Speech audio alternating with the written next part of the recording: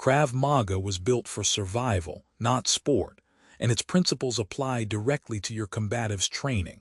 Here is what matters and why. Krav Maga began with Emil Lichtenfeld in 1930s Bratislava, where he defended Jewish neighborhoods from fascist violence.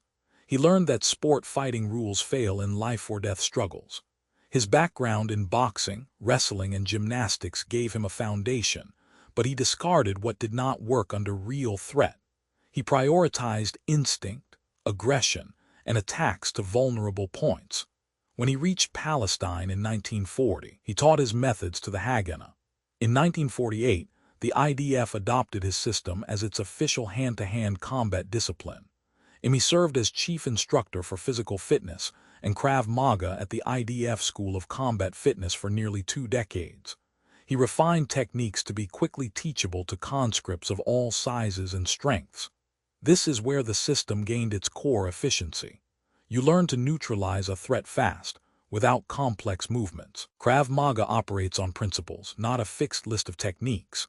The governing principle is simultaneous defense and attack. You do not block then strike. You move to intercept the threat and counterattack in one fluid motion. This eliminates the delay that costs you time and safety. You target vulnerable areas, eyes, throat, groin. You use aggressive, continuous action to overwhelm the attacker until you can escape. You also use natural reactions and tools. Your flinch becomes a defensive movement.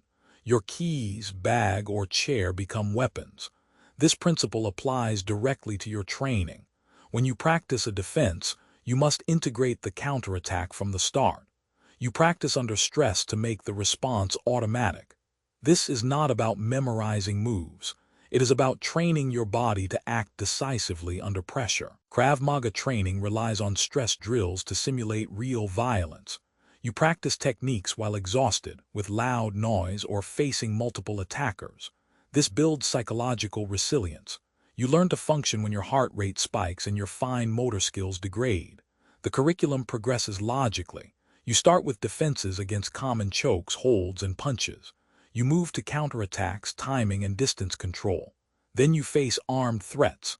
Knives, clubs, guns. Advanced levels cover multiple attackers and ground fighting. Each level builds on the previous one. You do not skip fundamentals. This progression mirrors what you need for practical self-defense. You learn to handle the most likely threats first. You train until the responses become automatic. The goal is not rank. The goal is survival. You measure progress by your ability to execute under pressure, not by belt color. Krav Maga separates civilian training from professional programs for military and law enforcement. Civilian curriculum focuses on escape and survival. You learn defenses that use minimal force to create an opening for escape. You avoid lethal techniques. Professional programs include lethal force options, weapon retention, and tactics for team operations and arrest control. This distinction matters because your legal and ethical constraints differ from those of a soldier or police officer. You train to survive an attack and get to safety. You do not train to neutralize a threat permanently unless your life depends on it. The techniques you practice must align with the context of your life. If you carry a firearm, you need different training than if you do not. Know your environment and your responsibilities.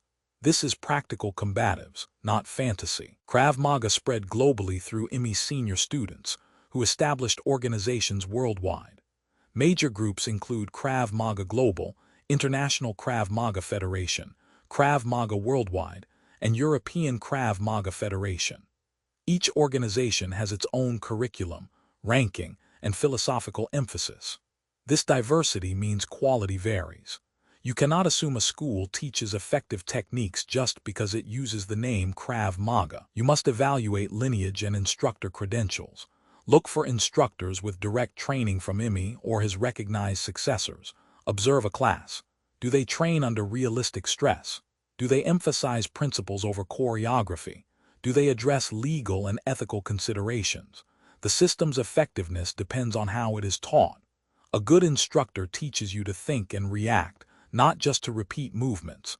Choose your school carefully. Krav Maga's continued use by the IDF and its Special Operations Units is its strongest endorsement.